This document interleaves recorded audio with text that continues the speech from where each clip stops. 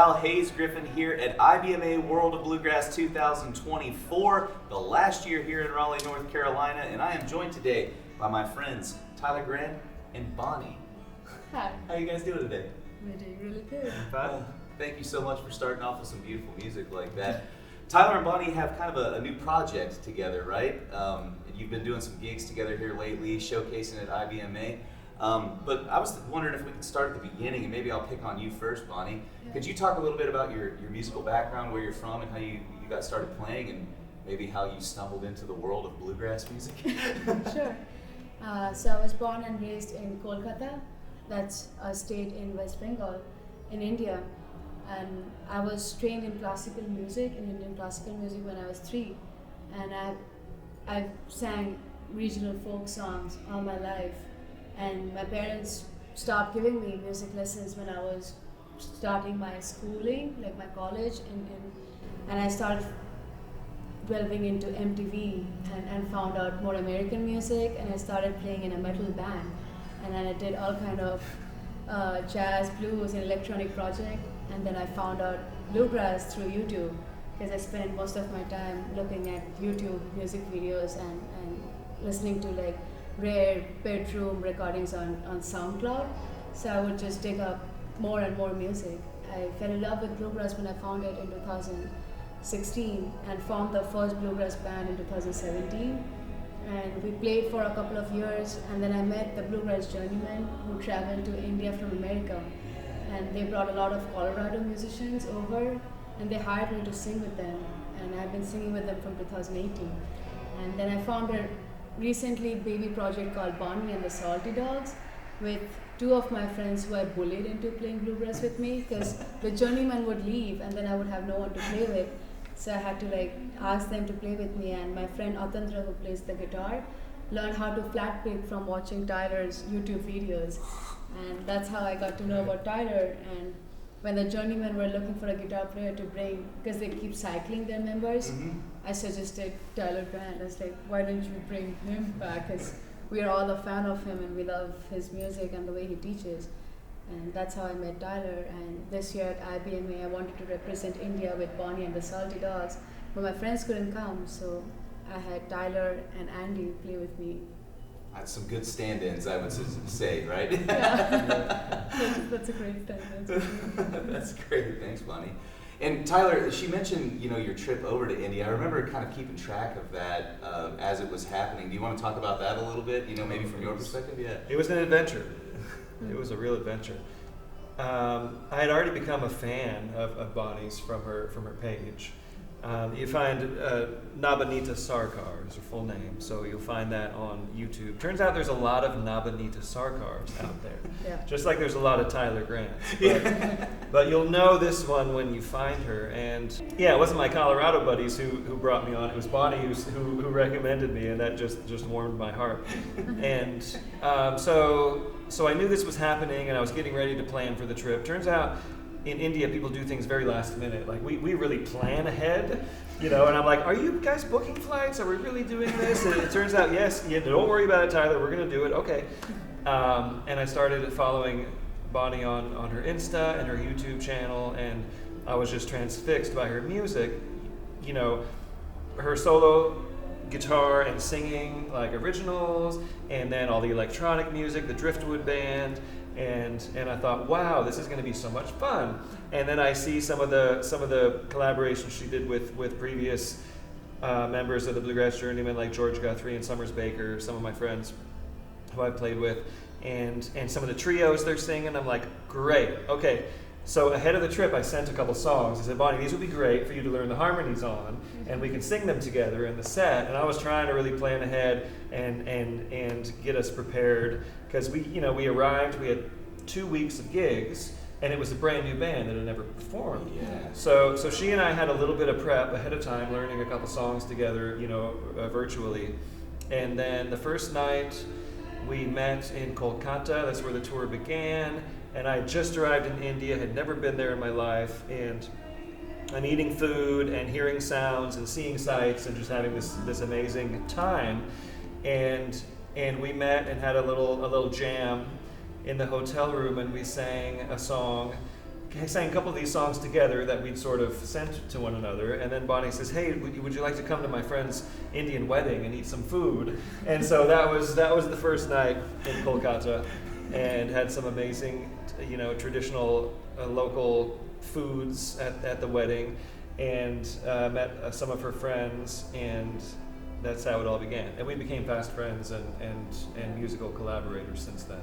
Wow. And my favorite thing lately has been playing duet gigs. We've just been hanging around Colorado and hanging around here at IBMA and playing lots of duets. So this last couple months has given us a chance to really dig deep into some of these songs, including that first song we played, which was one that we picked up when we were touring in Rajasthan with the Bluegrass Journeymen. And Bonnie has been learning the Marwari language to sing that song. Yeah. And I've had a combination of that and learning all these Bengali lyrics, which has been a challenge. That was something I was going to ask about, because I don't get the sense that you maybe spoke those languages before collaborating with Bonnie. Yeah. She's very, very patient. Good. How's his diction? Is he coming along okay? Okay. I don't even know if my diction is okay with the Marwari language. We have been just like traveling, and I would like ask the drivers who would drive us around, or go to a restaurant and see a band playing, then I would go to them and I'd record them on their phone and be like, "What are you saying? Tell me." Because we have close to 300 languages, and every time I go to another part of India, I'm in a culture shock, because I don't speak that language, and it's like we don't have a common language. English is not so common. It's like we speak that, but not everyone knows that. Mm-hmm. Not everyone goes to school for that, and so it's a barrier. And from that stems to why I started doing Indian folk infused bluegrass music, because I kept singing like Blue Ridge Mountain Blues or Mississippi River songs, and no one could understand what I was talking about. And they didn't care. No one really did, because American music, like I told you, I was introduced to metal and jazz and electronic stuff, but not really American roots music until I found it one fine day on YouTube recommendations. So it was a process for me to learn, and in order to like make more wider audience to understand it, I had to sing it in my mother tongue, which is Bengali. And so I infused these two things together, the Bengali folk regional songs with bluegrass music, the fiddle tunes, and brought it to my friends, brought it to like young females and to my parents, and everyone was like, "Yeah, this works. This really works together." I was like, okay. I would agree. Her friends who play music, Atandra and Rajarshi and some others, really took to the tunes, right? Mm-hmm. Like as an educator in this style, and they were accomplished musicians, like great players already. And once they started learning like the fiddle tunes, it's like, whoa, this is really fun. Kind of part of the way like all of us get hooked on flat picking or mandolin or bluegrass style. Absolutely. Well, and you were saying, you studied Indian classical music. That's a very technically challenging style of music, so I can understand how the, connection might happen with bluegrass that way. Yeah, the technique definitely drawn my friends to it. Yeah. They really enjoyed picking the fiddle tunes and watching Tyler's video and how the flat pick, like everything was a challenge for us. We were like, we're gonna learn this music. Yeah. It looks interesting. We all watch Tyler's videos on how to flat pick, man. He's the man. Well, we watch Hayes' videos too. Yeah. I just gotta say too, to you watching, it was really interesting. I was just thinking about this before you both showed up. I didn't meet you at the same Kaufman camp, but we both really individually got to know one another through Kaufman camp. So thanks, Steve Kaufman. Thanks, Steve Kaufman. Yeah, we love you, buddy. Steve and Donna bringing worlds together. Yeah. It's great, yeah. I have to tell this story too. We were talking about it before we sat down to record. I was in the lobby of the building where we stayed, like the year before where we were roommates. And we were jamming. It was a swing jam that night. We were playing tunes, and we were in the middle of Sweet Georgia Brown and passing breaks around instrumentally or whatever. And then I just hear this voice come in with the lyrics, and we all kind of look up, and it was Bonnie. Yeah. She had crashed the jam and was singing, and I mean, how long did we jam after that? It was 3 a.m. Oh yeah, it was 4 hours of jazz tunes from that point forward. Yeah. I think afterward I was even like, dude, do you play bluegrass too? We had only been playing I'll See You in My Dreams and all that kind of stuff. So it was a wonderful jam. It was my first swing jam at the Kaufman camp too. Yeah, well, you slayed it, I think. Yeah, that's great, guys. Do you have a recording project or anything like that in the works with this duo? Is there something that you? Yeah, there's one I'm that I'm dreaming of. Yeah. I was gonna say, because I would listen to that. I'd buy that. I'd be honored to like have a duo project going on, and it's a lot of funding and time and all of that which we're trying to work out and see if we can find a recording studio and an engineer and all of that, because we individually have so many songs and songs we have played together that would sound so good if recorded. Definitely. I have an album coming out this winter that I've already been working on for the last year or so, with original songs and some solo guitar pieces. And Bonnie has 2 brand new releases: Bonnie and the Salty Dogs Volume 1 and Volume 2. So we've been learning each other's songs off of these recordings. So things that we do are represented and will be represented in the coming months. I've been pitching it to Bonnie to produce the Nabanita Sarkar album. But there's lots of ideas. It's this week here at IBMA is just overstimulation, which people in India are used to. When I was in India, it was like, whoa, it's just like the sounds, the sights, the movement, all the people, the food is serious stimulation. But here is Bonnie in this like world of bluegrass and old time music stimulation that is a whole nother level than what she's used to. So we're swimming in this sea of ideas and people talking and pitching festivals, and Bonnie has made such a splash with her performances, and the Salty Dogs performance we did, and the Bluegrass Journeyman showcases. All these pathways kind of opening up, and it might take a little bit of sitting down and figuring out what the plan might be. Yeah. In a real American way of planning ahead. Yeah, definitely. It turns out, Bonnie knows all about this, but I'm recently becoming aware of how difficult visas are for people coming to the U.S. Yeah. And I've met people from lots of different countries, and overheard conversations that Bonnie is having with them, asking about how their visa process went, if they needed to hire a lawyer, how expensive the fees were, what the workarounds are. And so that is something that I think we can all become a little bit more aware of, and maybe think about ways we can help people here at the International Bluegrass Music Association to be able to have this opportunity, which many, many people in other countries don't have, and they don't have the means to make that happen. So that's another part of this story that I'm learning a lot more about, and trying to figure out ways I can help Bonnie and also help others. Definitely. Well, hopefully just putting the message out here, maybe someone who knows more about these things can help out. And you're not the first case I've heard with that specifically this year too, with some difficulty with visas and things like that. So we'll do our best. Yeah. Well, do you guys want to play another tune? Yeah. Yeah. Maybe we could play one of my original songs that I infused with Old Joe Clark. Yeah. I wrote this song about Lord Krishna, who is one of our 3 million gods. And the story goes that when he was a baby, he would steal butter from the kitchen and play his flute out in the farm and not come back. So I wrote this song from the perspective of his mother, telling him to come back home before the sun sets. He's a mischievous Lord. That's beautiful.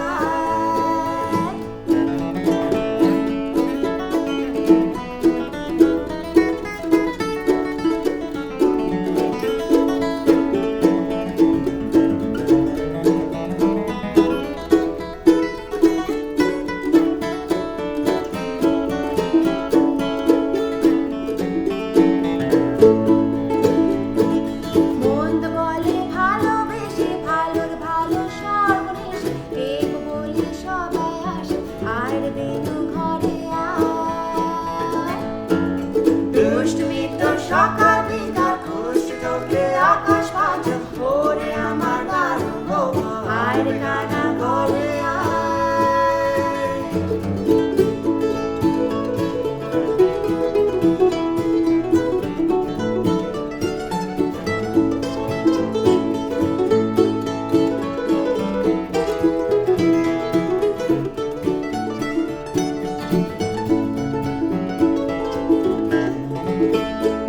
তোর বাসি থেকে যে আছে কাজ ফেলে তোর পিছে পিছে গ্রামের মানুষ আছে মিশে আয় রে বেনু ঘরে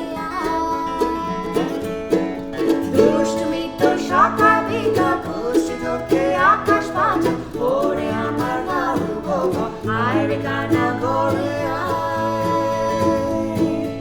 আয় রে কানা ঘরে আয় রে কানা ঘরে আয় রে কানা ঘরে আয় রে কানা ঘরে আয় রে কানা ঘরে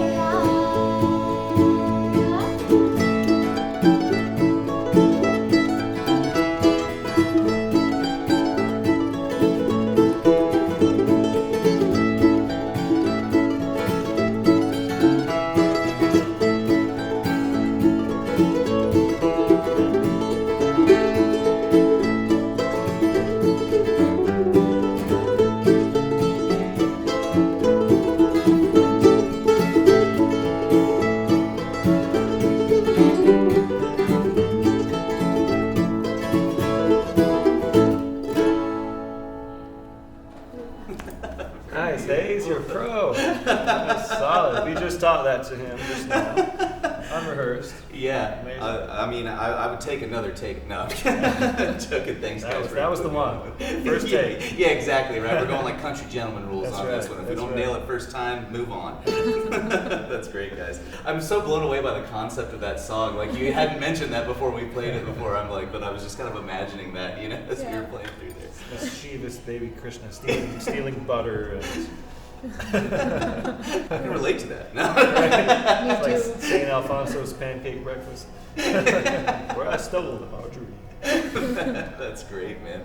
You had mentioned that you had been here for maybe a number of months, Bonnie. Is that right? Are you kind of on an extended stay right now in the States, or what's going on? I came here with an artist visa, so it's a Yeah. 1-year visa. Great. So I came here in June, and I came here in New York, and I played their music. I played like a week, and then I went to Asheville, then I came to Colorado, then I went to Nashville, then I went to Asheville again, then I came back to Colorado, then I went to San Francisco.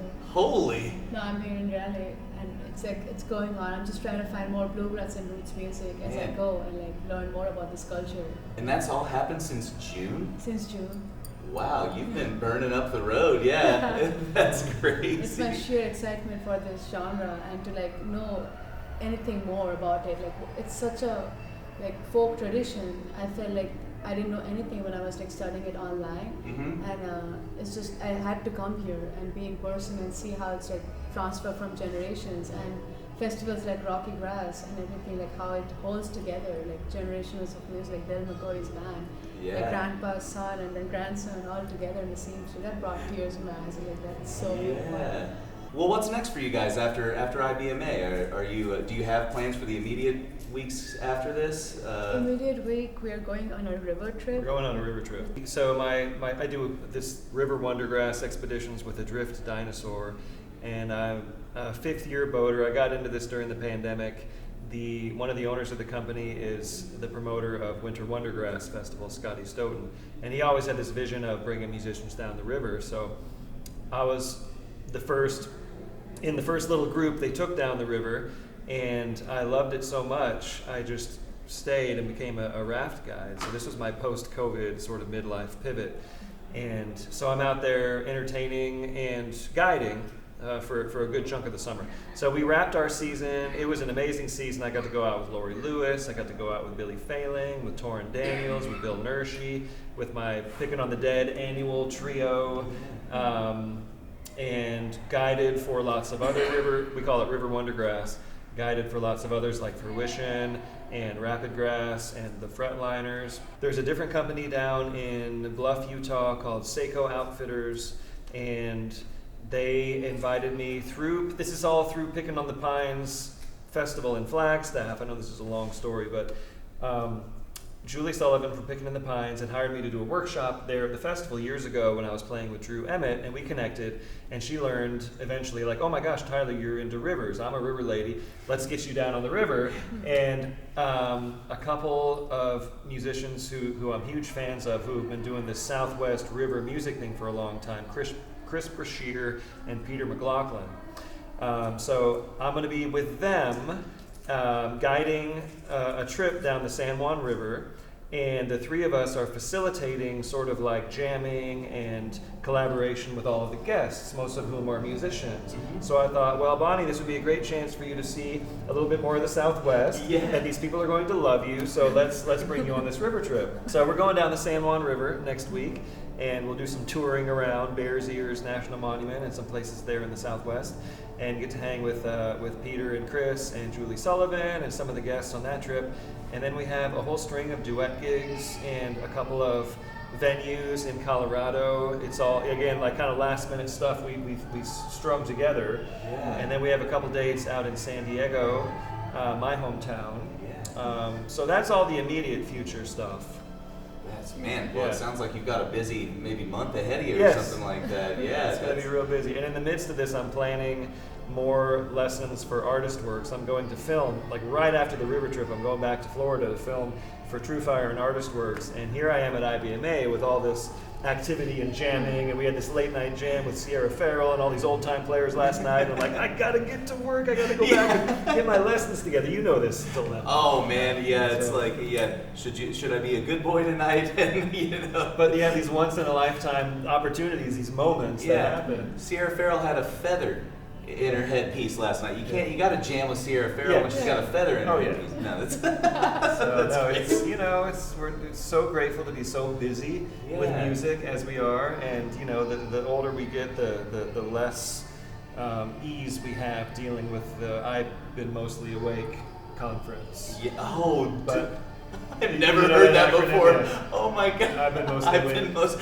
This video brought to you by IBMA, the I've Been Mostly Awake. Yeah. It's just been magical. I'm so grateful for everything that's been happening. It's an inspiring week here. That's awesome. Well, I'm glad it's been great for you guys because, no joke, this has been one of the kind of highlight interviews that I was looking forward to here on the channel. Thank you guys so much for stopping by.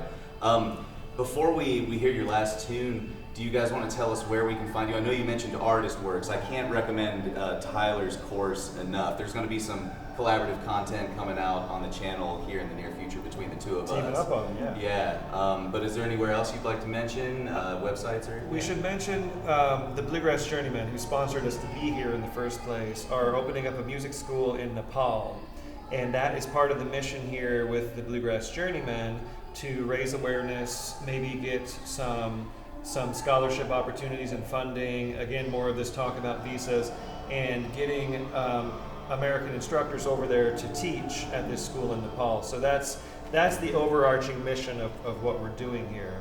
And otherwise, I've got a website, tylergrant.com.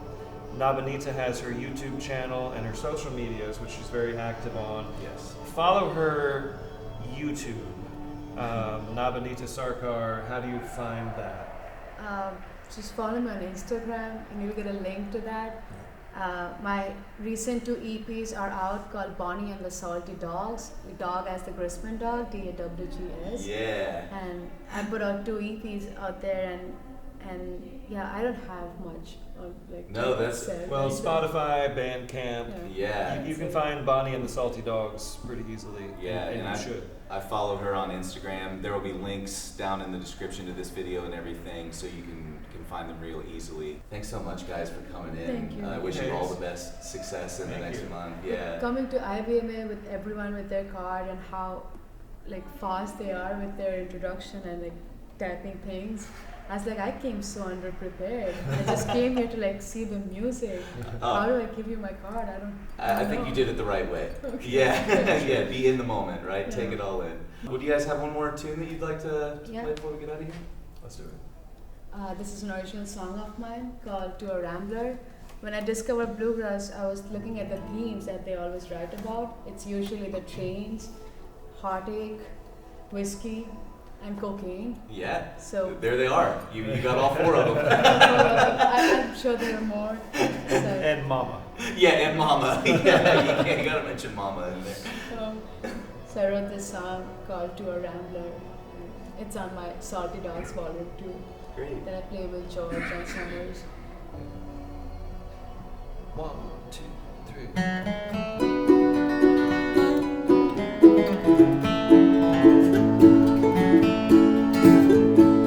Honey, the days are gone by when you cared about me. You take and take and take, love never returned ahead to me. Never thought I'd be turning back to a light that shone so bright, but it's showing your true colors, turn my days into darkest nights.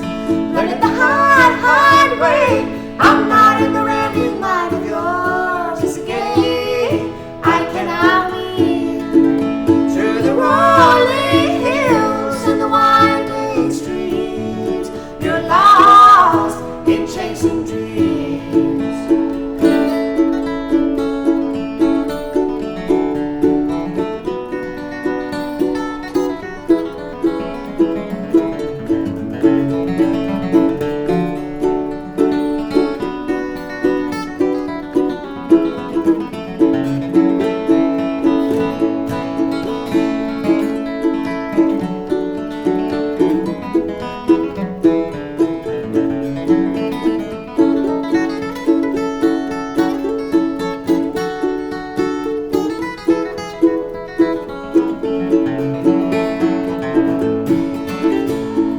Lord, I still got the sweet side that rises from my darling, and this one will take me long just to tell you what went wrong. Beneath the pale moon, the midnight hour, drifted like a low fading flower. Paid my debt, paid turn and just show me a man, woman can trust. Learning the hard, hard way, I'm not in the rambling mind of yours. It's a game I cannot win. Through the rolling hills and the winding streams, you're lost in chasing dreams.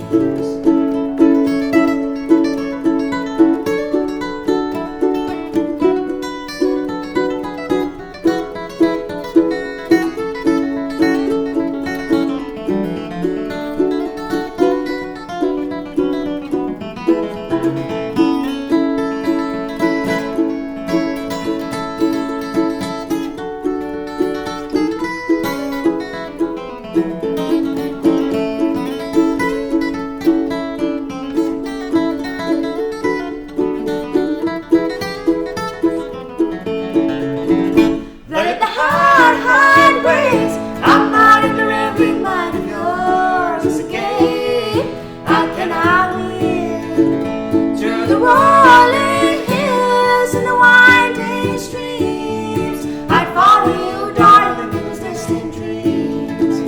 Oh, I'd follow you, darling, in those distant dreams.